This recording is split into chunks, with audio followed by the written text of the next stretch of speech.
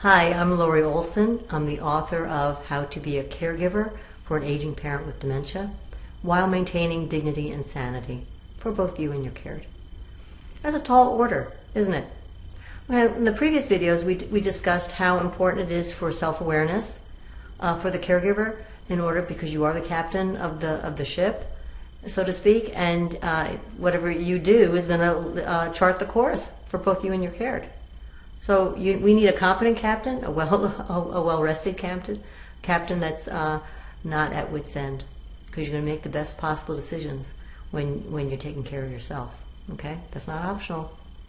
It's not optional. You got to take care of yourself, and you're going to start by being self-aware. You're going to start by not judging your emotions. Yes, there's a lot of stuff going inside. We talked about that, how it's very common for caregivers to resent their parents, or to be so full of anger, to be so full of grief for the loss of the life that they had prior to their parent, having this condition, which is kind of like they feel robbed. You feel robbed of your life and what you could have been doing. So there's no kidding. There's a lot of emotions, very strong, powerful emotions going on. So the best way is not to wrestle with them and stuff them in a closet, but to understand that these are real, and not to judge feelings. Feelings are just what they are. They're just feelings. They're messengers telling you something's going on. There's a problem that exists, a very real problem. So we talked about how you get what you focus on. You focus on your anger. You focus on controlling the anger. Well, you're just focused on the anger even when you're trying to control it. You're trying to stuff it in the closet. You're trying to willpower it away. Well, those things don't work. So how do you deal with your feelings in a productive way so that they contribute to your well-being versus adding to your destruction? Okay, this is very important. It's very important that you start by saying, aha, the interested and curious spectator. I mentioned that in a previous video. But what I really need you to do, and you really need to do, is be able to look at that feeling and go, ah, look at that. As a curious, interested spectator that says, wow, I'm really that angry. What's that about? That's a huge question. What's that about? Well, you may not know. But you could say, identify it first. I'm really angry. Does that make it feel better by identifying what it is? I'm angry. Because I'm actually a professional, I'm a counselor, and I've helped people many times just address tame their feelings by just simply identifying them and naming them. So there's a little saying for counselors that probably know it well, is that you name it, you help tame it. Name it, tame it. What does that mean? Well, when you're identifying the anger, suddenly it's served its purpose. It's told you you're angry. It told you that there's something going on. Well, now you've got to dig a little more. But by saying I'm angry, it makes me angry, that brings it down a notch. If you identify that you're feeling angry instead of pushing it away. Or I'm really fearful. I'm really worried about my finances. Well, let's dig behind what that feeling is. Can you peel the onion layer back a little bit more to identify what's behind that? Well, what's behind it? She, my parent, always does this to me. She doesn't get me enough sleep. She doesn't, she doesn't stay where she's supposed to stay. She spills all over the floor. She does this and this and that. I mean, the tasks or things that she could do are endless. So, but each of these things, each of these problems have possible solutions. So. But when you find out what the problem is, then you have something to deal with. You don't have anything to deal with when it's just this free-floating anger that seems enormous. It's just this big mountain of anger. So identify the emotion is step one. Identify what it is, and then start asking, what's that about?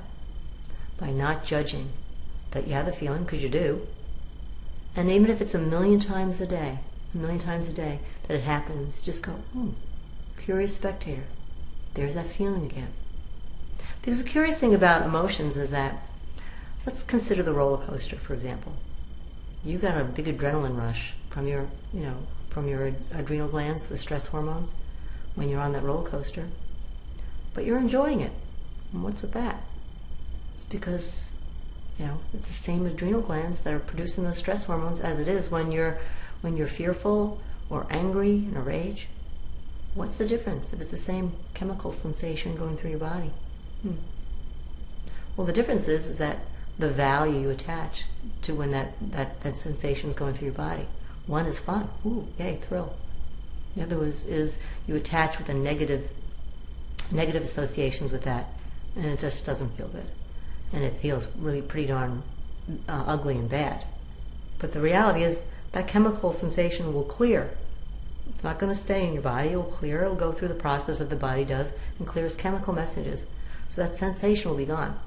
So even when you're feeling something completely ugly, awful, you don't want to groove it in and keep re-triggering those stress hormones to sustain that feeling. You just have a recognition that, oh, there's that feeling. A neutral, interested spectator that's aware and kind of being more neutral instead of associating it, one way or the other. The good value, parachuting, same adrenaline rush, versus the really irate caregiver.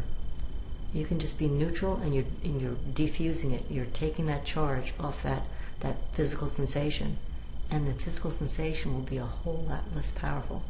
I'm not talking about controlling it. We don't want to go there. Remember that? You're controlling it. You're fighting it. You're fighting it. You're focusing on anger. You don't want to focus on it because that just gives it a higher charge. You want to just neutralize it. And the way to neutralize it is by using the technique of just simply saying, oh well, there it is.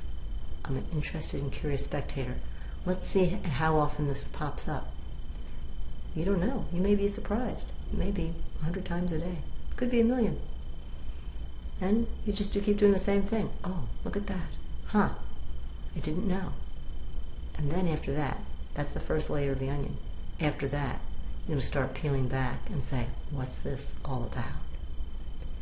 The answers may surprise you, but when you're curious, you're willing to find out. It could be, for example, I don't have the skills. I don't know what I'm doing. It could be, I feel alone. I feel this is unfair. Why do I have to do it all by myself? Well, if you just don't have the skills and you don't know what you're doing, well, that's one problem. You can figure out, how do I do this better? There are resources for that. If you're feeling because it's unfair and I should be getting more help from my sister, well, there's an answer for that too. Maybe there's a breakdown in your communication.